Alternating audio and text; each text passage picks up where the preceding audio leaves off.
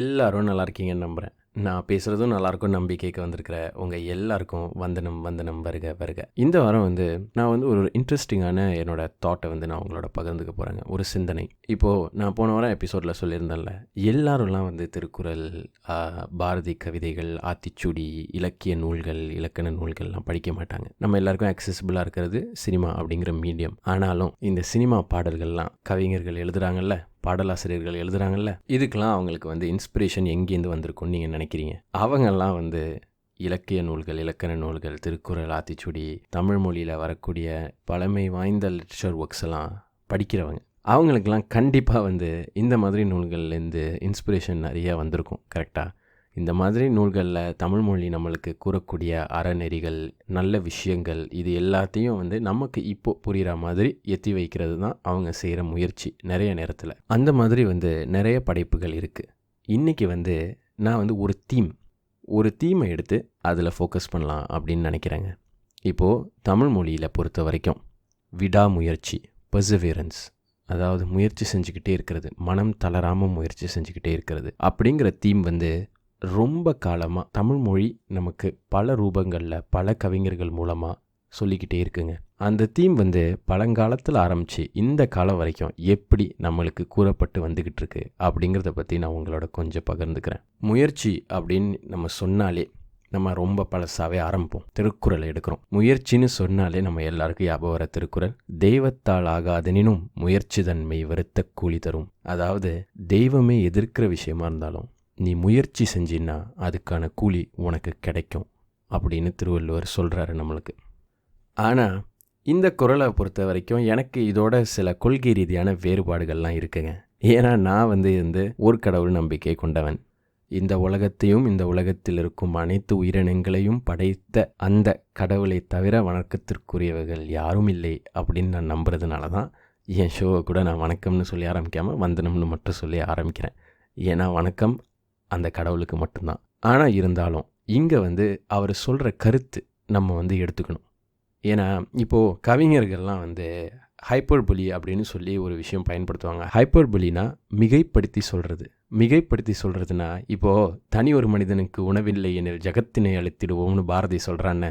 இப்போது அந்த ஒரு மனுஷனுக்கு உணவு இல்லைன்னா நம்ம எதுக்கு இந்த ஜகத்தையே அழிக்கணும், இந்த உலகத்தையே அழிக்கணும்? அதனால இந்த உலகத்துக்கு ஏதாவது பெனிஃபிட் இருக்கா? இல்லை அந்த மனுஷனுக்கு தான் ஏதாவது பெனிஃபிட் இருக்கா? பாவம் பசியோடு சுற்றிக்கிட்டு இருந்தான், அவனு சேர்ந்து செத்துருவான்னு. இருந்தாலும் பாரதி சொல்ல வர்றது என்ன? அவர் என்ன சொல்ல வர்றாருன்னா, ஒரு சமுதாயத்தை சேர்ந்த ஒரு மனிதனுக்கு அந்த சமுதாயம் உணவு கூட கொடுக்காமல் இருந்தால் அப்படிப்பட்ட சமுதாயம் இந்த உலகத்தில் இருப்பதற்கு தகுதியே இல்லாத சமுதாயம்னு பாரதி நம்மளுக்கு சொல்ல வரத இந்த ஹைப்பர்பொலி, இந்த மிகைப்படுத்தி சொல்கிறது மூலமாக நமக்கு கன்வே பண்ணுறான். அதே மாதிரி தான் நான் திருவள்ளுவர் சொல்கிறதையும் எடுத்துக்கிறேன். இப்போது தெய்வம் எதிர்த்து நிற்கிது, ஆனால் நீ முயற்சி செய்கிறத தெய்வம் பார்த்தா அதுக்கான கூலி நீ எதுக்கு முயற்சி செய்கிறியோ, எந்த இலக்கை நோக்கி முயற்சி செய்கிறியோ அதை கொடுக்காம வேணா இருக்கலாம் தெய்வம், ஆனால் உன் முயற்சிக்கான கூலி கண்டிப்பாக உனக்கு கிடைக்கும் அப்படின்னு அவர் சொல்கிறதா நான் எடுத்துக்கிறேங்க. ஆனால் திருவள்ளுவர் யார்? ஒரு மதத்தை சார்ந்த மக்களுக்காக மட்டும் அவர் எழுதலை. இன்ஃபேக்ட் தமிழர்களுக்காக மட்டும் கூட அவர் எழுதலை, இந்த உலகத்துக்காகவே அவர் எழுதிட்டு போயிருக்காரு. அதனால என்ன மாதிரி பொடிப்பையெல்லாம் திருவள்ளுவரோட எனக்கு கொள்கை ரீதியாக வேறுபாடு இருக்குதுன்னு சொல்கிற அளவுக்குலாம் அவர் விட்டுட்டு போயிருக்க மாட்டார். அவர் இன்னொன்று எழுதியிருக்காரு, அருமை உடைத்தென்று அசாவாமை வேண்டும், பெருமை முயற்சி தரும். குறள் 611. அவர் என்ன சொல்கிறாருன்னா, நம்மளால் முடியாது அப்படின்னு சொல்லி மனத்தளர்ச்சி அடையவே கூடாது. நம்மளால் முடியும் அப்படிங்கிற நம்பிக்கையோட முயற்சி செய்யணும். அந்த முயற்சி செய்யும் போது அந்த முயற்சிக்கான கூலியும் பெருமையும் கிடைச்சே தீரும். பெருமை முயற்சி தரும் அப்படின்னு அவர் நமக்கு சொல்கிறாருங்க. இதுதான் தமிழ்மொழி திருவள்ளுவர் மூலமாக நம்மளுக்கு, நீ முயற்சி செய்டா, செஞ்சுக்கிட்டே இருறா, நீ எதுக்கு முடியுமா முடியாதான்லாம் கவலைப்படுற, நீ முயற்சி செஞ்சால் தெய்வம் அதுக்கான கூலி உனக்கு தரும், நீ முயற்சி செஞ்சால் அந்த முயற்சியே அதுக்கான கூலி உனக்கு தரும் அப்படின்னு தமிழ்மொழி திருவள்ளுவர் மூலமாக நமக்கு சொல்லுது. ஆனால் இதுவே இன்னும் கொஞ்சம் நம்ம காலத்துக்கிட்ட வருவோமே, நீ மனம் தளராமல் இருக்கணும் அப்படிங்கிற அந்த பெர்சிவியரன்ஸ் அப்படிங்கிற ஐடியாவை எனக்கு இப்போ ரீசெண்டாக நான் இவரை படிக்க ஆரம்பித்ததுனால இப்போதைக்கு என்னோடய ஃபேவரட் கவிஞராக இருக்கிறவர் எட்டயபுரத்து கவிஞன் சுப்பிரமணிய பாரதி. அவர் எழுதுகிறாரு, அச்சமில்லை அச்சமில்லை அச்சம் என்பதில்லையே, இச்சகத்திலோரெல்லாம் எதிர்த்து நின்ற போதிலும் அச்சமில்லை அச்சமில்லை அச்சம் என்பதில்லையே, துச்சமாக எண்ணி நம்மை தூரச் செய்த போதினும் அச்சமில்லை அச்சமில்லை அச்சம் என்பதில்லையே, பிச்சை வாங்கி உண்ணும் வாழ்க்கையை பெற்றுவிட்ட போதிலும் அச்சமில்லை அச்சமில்லை அச்சம் என்பதில்லை. இது வரைக்கும் அவர் சொல்லிட்டாரு, இச்சகத்தில் ஓரெல்லாம் உனக்கு இந்த உலகத்தில் இருக்கிற எல்லாரும் எதிர்த்து நின்றாலும் பரவாயில்ல, துச்சமாக எண்ணி உன்னை கேவலமாக நினைச்சாலும் பரவாயில்ல, பிச்சை வாங்கி நீ சாப்பிட்ற நிலைமைக்கு வந்தாலும் பரவாயில்ல, அச்சமே படக்கூடாது, உன் நெஞ்சில் தைரியம் வேணும்னு அவர் சொல்லிவிட்டு அடுத்த வர லைன் தாங்க எனக்கு ரொம்ப பிடிச்ச லைன். ஏன்னா நம்ம இப்போ வாழ்கிறது ரொம்ப மெட்டீரியலிஸ்டிக்கான வேர்ல்டு. நம்மக்கிட்ட என்ன இருக்குது அப்படிங்கிறத வச்சு நம்மளையே நம்ம மதிப்பிடக்கூடிய ஒரு சங்கடமான காலத்தில் நம்ம வாழ்ந்துக்கிட்டு இருக்கோம். அதுக்கு அவர் சொல்கிறாரு, இச்சை கொண்டே பொருளெல்லாம் இழந்து விட்ட போதிலும் அச்சமில்லை அச்சமில்லை அச்சம் என்பதில்லை. அதாவது இச்சை கொண்டேனா டிசையர், நீ ஆசை வச்சிருக்கிற விஷயம், அந்த மாதிரி பொருள்லாம் நீ ஆசைப்பட்டு வச்சுருந்த பொருளெல்லாம் நீ இழந்ததுக்கு அப்புறம் கூட அச்சமில்லை அச்சமில்லை அச்சம் என்பதில்லையே. இதெல்லாம் நடந்தாலும் உன் மனசில் தைரியம் வேணும், அச்சமே படக்கூடாது அப்படின்னு அவர் சொல்லிவிட்டு இன்னும் 2-3 லைன் சொல்கிறாரு. ஆனால் கடைசியாக நம்ம எல்லாருக்கும் ரொம்ப பிடிச்ச லைன், உச்சி மீது வானிடிந்து வீழுகின்ற போதினும் அச்சமில்லை அச்சமில்லை அச்சம் என்பதில்லையே.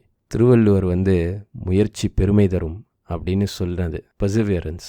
நீ முயற்சி செஞ்சுக்கிட்டே இரு, உனக்கு தரும், நீ எதுக்கு மனம் தளர்ற, உன்னால் முடியாதுன்னு நீ எதுக்கு நினைக்கிற அப்படின்னு திருவள்ளுவர் நம்ம பார்த்து கேட்ட கேள்வி, நம்மளுக்கு கொடுத்த மோட்டிவேஷன். பாரதி கண்டினியூ பண்ணுறாருங்க, அச்சமில்லை, என்ன நடந்தாலும் அச்சமில்லை அப்படின்னு. அப்படியே நம்ம இன்னும் கொஞ்சம் ரீசெண்டாக வந்தோன்னா, இது வரைக்கும் என் பாட்காஸ்ட்டில் தமிழ் பாடல்களை பற்றி நிறைய பேசியிருக்கேன். நிறைய தமிழ் பாடலாசிரியர்கள், தமிழ் படத்தில் எழுதுகிற கவிஞர்களை பற்றி பேசியிருக்கேன். ஆனால் இவரை பற்றி இது வரைக்கும் பேசலைங்கிறது என் தப்பு தான். இன்றைக்கி முதல் முறையாக இவரை பற்றி பேசிடுறேன். இந்த பாட்டை எழுதினது கண்ணதாசன், கவிஞர் கண்ணதாசன். நெஞ்சமுண்டு நேர்மை உண்டு ஓடு ராஜா, நேரம் வரும் காத்திருந்து பாரு ராஜா அப்படின்னு அவர் சொல்கிறாரு. அதாவது உன்கிட்ட நெஞ்சம் உண்டுன்னா உன்கிட்ட தைரியம் இருக்குது, உன் நெஞ்சில் பாரதி சொன்ன அச்சமில்லை, திருவள்ளுவர் சொன்ன அருமை உடை தென்று அசாவாமை, ஒரு தமிழனா இது ரெண்டும் உன் நெஞ்சில் இருக்குது, நேர்மை இருக்குது, நேர்மை உண்டு, நீ ஓடு ஓடு ராஜான்னு அவர் சொல்கிறாரு. ஆனால் அதுக்கு அடுத்து அவர் சொல்கிறாரு, நீ ஆற்று வெள்ளம் போல் எழுந்து ஓடு ராஜா அப்படின்னு அவர் சொல்கிறாரு. இது தமிழ் பாடல் வரிகள் எழுதுகிற கவிஞர்கள்கிட்ட நான் பார்த்து ரொம்ப வியக்கிற ஒரு விஷயம். அது என்னன்னு பார்த்தீங்கன்னா உவமைகள், அனாலஜிஸ். அதாவது இன்னொரு விஷயத்தோட கம்பேர் பண்ணி அனாலஜி கொடுத்து நம்மளுக்கு ஒரு மெசேஜ் சொல்கிறது. இந்த அனாலஜிஸ் நம்ம தமிழ் படங்களில் இப்போ ரீசண்டாக எழுதுகிற கவிஞர்கள்லேருந்து அந்த காலத்து கவிஞர்கள் வரைக்கும் ரொம்ப அருமையாக கையாண்டிருப்பாங்க. இது தமிழ் மக்களாக, தமிழ் பாடல் கேட்குற மக்களாக நம்ம ரொம்ப கொடுத்து வச்சுருக்கோம். அவர் என்ன சொல்கிறாருன்னா, ஆற்று வெள்ளம் மாதிரி நீ எழுந்திரிச்சு ஓடணும் ராஜான்னு அவர் சொல்கிறாரு. ஆனால் இந்த ஆற்று வெள்ளம் போல் எழுந்து ஓடு ராஜான்னு சொல்லும் போது டக்குன்னு இன்னும் கொஞ்சம் ரீசண்டாக வாங்க, நம்ம எல்லாருக்கும் ரொம்ப ரொம்ப தெரிஞ்ச பாட்டு என்ன, நான் ஏற்கனவே உங்களுக்கு சொன்ன மாதிரி எனக்கு ரொம்ப பிடிச்ச கவிஞர், தமிழ் கவிஞர்னால் எனக்கு பிடிச்சவர் கவிஞர் வாலி எழுதுகிறாரு. அழகிய தமிழ் மகன்கிற பாட்டில் எல்லா புகழும் ஒருவனுக்கே, நீ நதி போல ஓடிக்கொண்டிரு. எந்த நதி மாதிரி? கண்ணதாசன் சொன்னார்ல, ஆற்று வெள்ளம் போல் எழுந்து ஓடு ராஜான்னு, அந்த நதி மாதிரி நீ ஓடிக்கொண்டே இரு. அடுத்து எனக்கு கவிஞர் வாலி எழுதுனதுலே ரொம்ப பிடிச்ச வரி, எந்த வேர்வைக்கும் வெற்றிகள் வேர்வைக்குமே, உண்மை உள்ளத்தில் ஊர் வைக்குமே. அதாவது நீ சிந்துற ஒரு வேர்வைக்கும் வெற்றி வேர் வைக்குமா, வெற்றியோட ரூட்ஸ் வைக்கப்படுமா நீ சிந்துற ஒரு ஸ்வெட்டுக்கும். நான்லாம் 2000 பிறந்த பையன்தான், அதனால் உங்களுக்கு தெரியும். நான் ஒன்று தலை ஃபேனாக இருக்கணும், தளபதி ஃபேனாக இருக்கணும், இல்லைன்னா மிஞ்சி போனால் சூர்யா விக்ரம் ஃபேனாக இருக்கணும். ஆனால் நான் என்னோடய சைல்ட்ஹுட்டில் ரொம்ப ரசித்து பார்க்குறது தளபதி படம் தான். அதனால் அழகிய தமிழ் மகன் 2007 வருது, நான் 7 வயசு தான். இந்த பாட்டை நான் முதல்ல எங்கள் தலைவன் ஏஆர் ரஹ்மான் வாய்ஸில் கேட்குறேன். நினச்சி பாருங்கள், ஒவ்வொரு வேர்வைக்கும் வெற்றி வேர் வைக்குமே. 7 வயசில் ஒரு சின்ன பையனா, இந்த அளவுக்கு கூட தமிழ் மொழியில் ஆர்வம் இல்லாத பையனா நான் முதல்ல இந்த வரிகளை கேட்கும் போது எனக்கு தெரிஞ்சு எனக்கு தமிழ் ஆர்வம் வரத்துக்கான விதை போட்டது இந்த வரி தான், ஏஆர் ரஹ்மானும் வாலியும் தான். இந்த எந்த வேர்வைக்கும் வெற்றிகள் வேர்வைக்குமே அப்படின்னு எழுதுகிற அந்த பாட்டில் ஃபஸ்ட்டு லைனே என்னங்க வரும், முன்னால் முன்னால் முன்னால் முன்னால் வாடா, உன்னால் முடியும் தோழா. அவ்வளோதாங்க.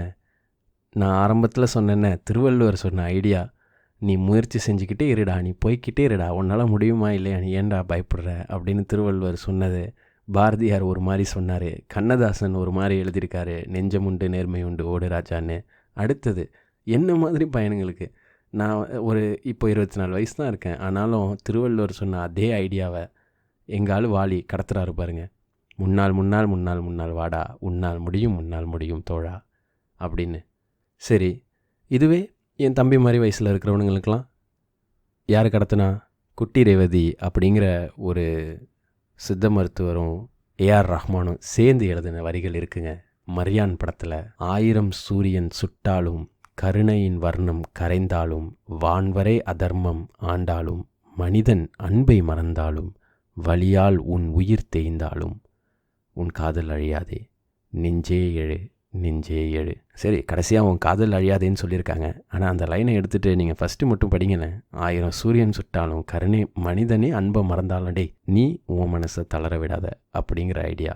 இதுதாங்க எனக்கு தெரிஞ்சு தமிழ் மொழியில் ரொம்ப அழகாக அந்த காலத்தில் திருக்குறள் சொன்ன ஐடியாவை கூட ஒரு எவல்யூஷன் ப்ராசஸோடு நம்ம பார்க்கலாம். பாரதிகிட்ட போய் கண்ணதாசன் கிட்ட வந்து வாலியால் கை மாற்றப்பட்டு கடைசியாக குட்டி ரேவதி, ஏஆர் ரஹ்மான் போன்றவர்கள்லாம் இந்த காலத்தில் இருக்கிற பசங்களுக்கு கூட கன்வே பண்ணுற ஒரு ஐடியா. இந்த மாதிரி பர்சீவரன்ஸை பற்றி உங்களுக்கு ரொம்ப பிடிச்ச வரிகள், தமிழ் வரிகள், அழகான கவித்துவத்தோடு எழுதப்பட்ட வரிகள் இருந்தால் கண்டிப்பாக என்னோட பகிர்ந்துக்கங்க. இன்ஸ்டாகிராமில் ஒரு தமிழன் அப்படிங்கிற பேஜில் நீங்கள் பகிர்ந்துக்கலாம். இல்லைன்னா யூடியூப்பில் தமிழும் நானும் அப்படிங்கிற சேனலில் கமெண்ட்ஸில் கண்டிப்பாக என்னோட பகிர்ந்துக்கங்க. இந்த வாரம் இதோட நான் உத்தரவு வாங்கிக்கிட்டு அடுத்த வாரம் உங்களை மறுபடியும் சந்திக்கிறேன். நன்றி. வாழ்க வளமுடன்.